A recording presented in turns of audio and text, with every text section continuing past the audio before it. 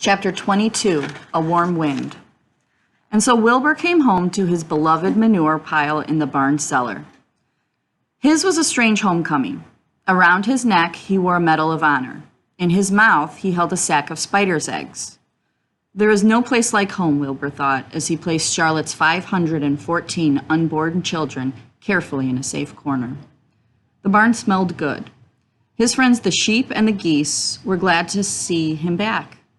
The geese gave him a noisy welcome. Congratulations, they cried. Nice work. Mr. Zuckerman took the medal from Wilbur's neck and hung it on a nail over the pig pen, where visitors could examine it. Wilbur himself could look at it whenever he wanted to. In the days that followed, he was very happy. He grew to a great size. He no longer worried about being killed, for he knew that Mr. Zuckerman would keep him as long as he lived. Wilbur often thought of Charlotte. A few strands of her old web still hung in the doorway. Every day, Wilbur would stand and look at the torn, empty web, and a lump would come to his throat. No one had ever had such a friend, so affectionate, so loyal, and so skillful. The autumn days grew shorter. Lurvy brought the squashes and pumpkins in from the garden and piled them on the barn floor, where they wouldn't get nipped on frosty nights. The maples and birches turned bright colors, and the wind shook them, and they dropped their leaves one by one to the ground. Under the wild apple trees in the pasture, the red little apples lay thick on the ground, and the sheep gnawed them, and the geese gnawed them, and the foxes came in the night and sniffed them. One evening, just before Christmas, snow began falling. It covered house and barn and fields and woods. Wilbur had never seen snow before. When morning came, he went out and plowed the drifts in his yard for the fun of it. Fern and Avery arrived, dragging a sled. They coasted down the lane and out onto the frozen pond in the pasture. Coasting is the most fun there is, said Avery. The most fun there is, retorted Fern, is when the Ferris wheel stops and Henry and I are in the top car and Henry makes the car swing and we can see everything for miles and miles and miles. Goodness, are you still thinking about that old Ferris wheel? Said Avery in disgust. The fair was weeks and weeks ago. I think about it all the time, said Fern, picking snow from her ear. After Christmas, the thermometer dropped to 10 below zero. Cold settled on the world. The pasture was bleak and frozen. The cows stayed in the barn all the time now, except on sunny mornings when they went out and stood in the barnyard in the lee of the straw pile. The sheep stayed near the barn, too, for protection. When they were thirsty, they ate snow. The geese hung around the barnyard the way boys hang around a drugstore, and Mr. Zuckerman fed them corn and turnips to keep them cheerful. Many, many, many thanks, they always said when they saw food coming. Templeton moved indoors when the winter came. His ratty home under the pig trough was too chilly, so he fixed himself a cozy nest in the barn behind the grain bins. He lined it with bits of dirty newspapers and rags, and whenever he found a trinket or a keepsake, he carried it home and stored it there.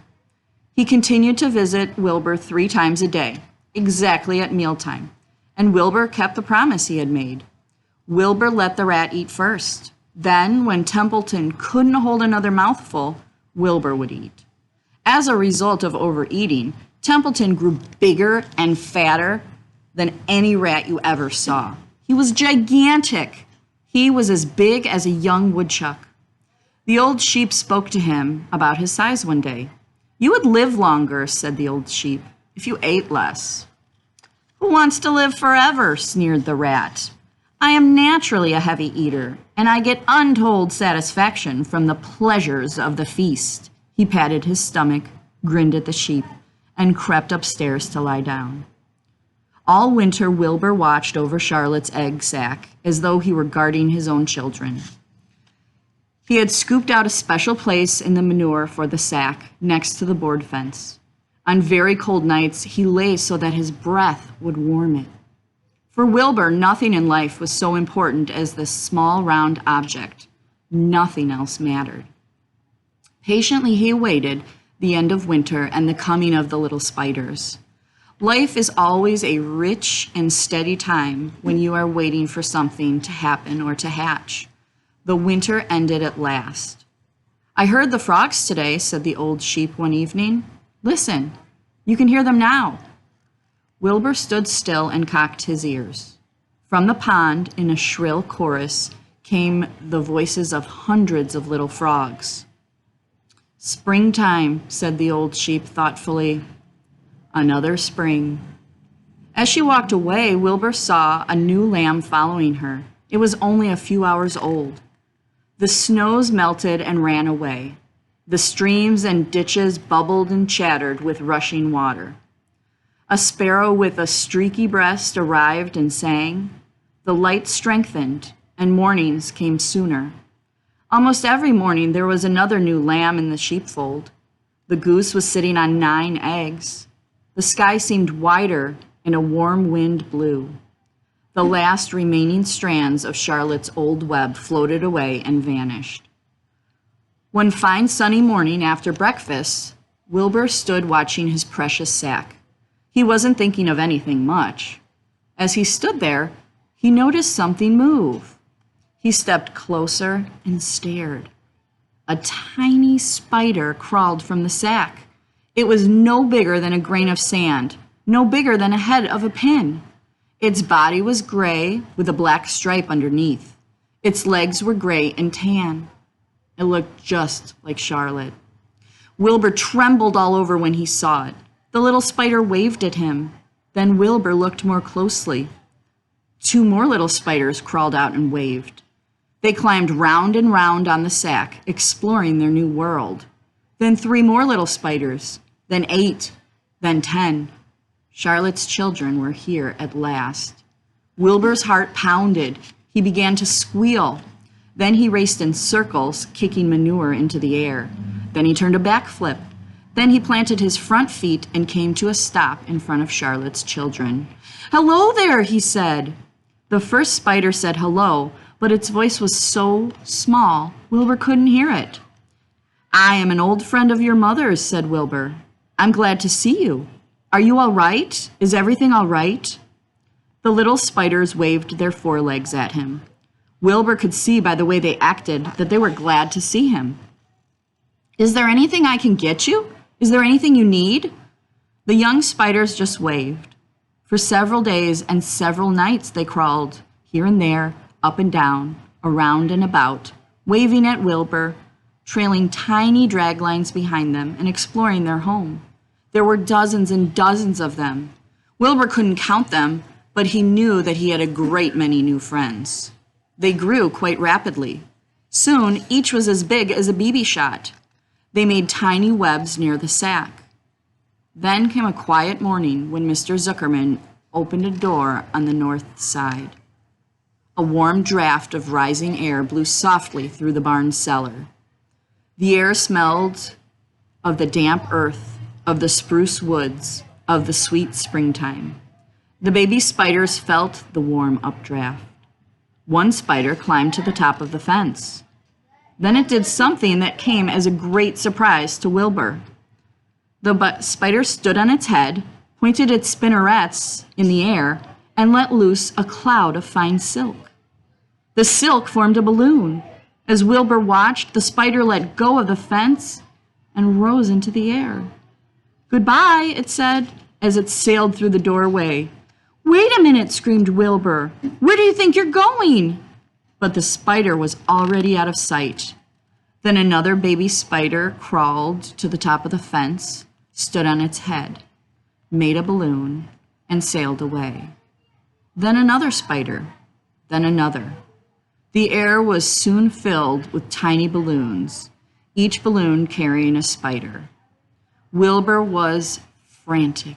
Charlotte's babies were disappearing at a great rate. "Come back, children," he cried.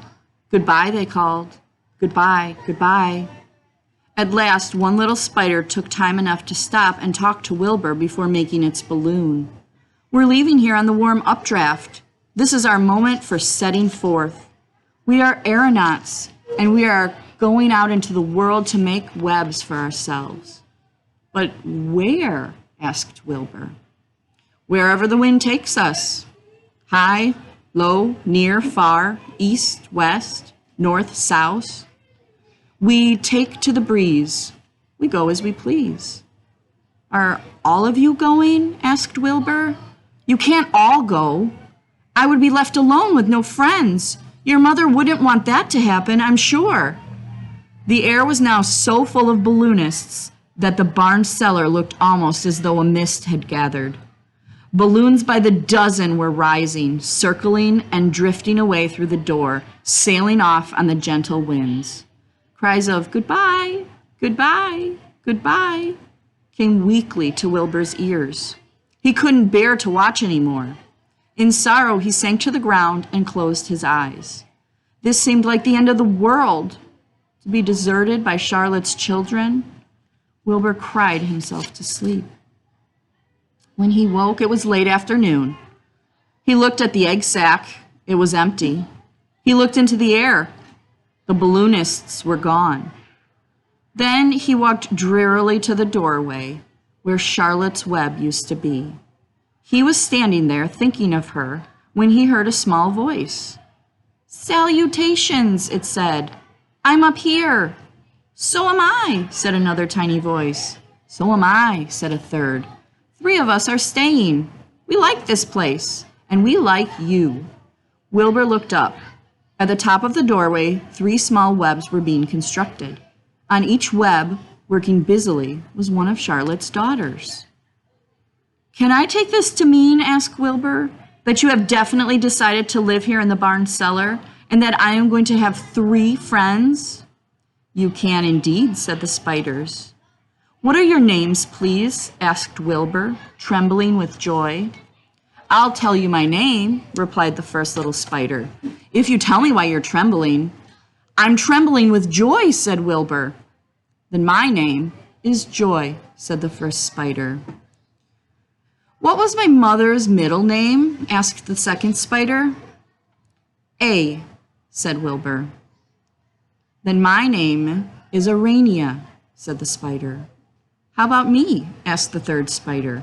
"Will you just pick out a nice sensible name for me? Something not too long, not too fancy, and not too dumb?" Wilbur thought hard. "Nellie," he suggested. "Fine. I like that very much," said the third spider. "You may call me Nellie." She daintily fastened her orb line to the next spoke of the web. Wilbur's heart brimmed with happiness. He felt that he could make a short speech on this very important occasion. "Joy, Ariana, Arania, Nellie," he began. "Welcome to the barn cellar. You have chosen a hollowed doorway from which to string your webs. I think it is only fair to tell you that I was devoted to your mother. I owe my very life to her. She was brilliant, beautiful, and loyal to the end. I shall always treasure her memory. To you, her daughters, I pledge my friendship forever and ever." "I pledge mine," said Joy. "And I do too," said Arania. "And so do I," said Nellie, who had just managed to catch a small gnat. It was a happy day for Wilbur, and many more happy, tranquil days followed. As time went on, the months and years came and went. He was never without friends. Fern did not come regularly to the barn anymore. She was growing up and was careful to avoid childish things, like sitting on a milk stool near a pig pen. But Charlotte's children and grandchildren and great-grandchildren, year after year, lived in the doorway. Each spring there were new little spiders hatching out to take the place of the old. Most of them sailed away on their balloons. But always 2 or 3 stayed and set up housekeeping in the doorway. Mr. Zuckerman took fine care of Wilbur all the rest of his days, and the pig was often visited by friends and admirers, for nobody ever forgot the year of his triumph and the miracle of the web. Life in the barn was very good, night and day, winter and summer, spring and fall, dull days and bright days. It was the best place to be, thought Wilbur, this warm, delicious cellar, with the garrulous geese, the changing seasons, the heat of the sun, the passage of swallows, the nearness of rats, the sameness of sheep, the love of spiders, the smell of manure, and the glory of everything. Wilbur will never forget Charlotte. Although he loved her children and grandchildren dearly, none of the new spiders ever quite took her place in his heart. She was in a class by herself. It is not often that someone comes along who is a true friend and a good writer. Charlotte was both.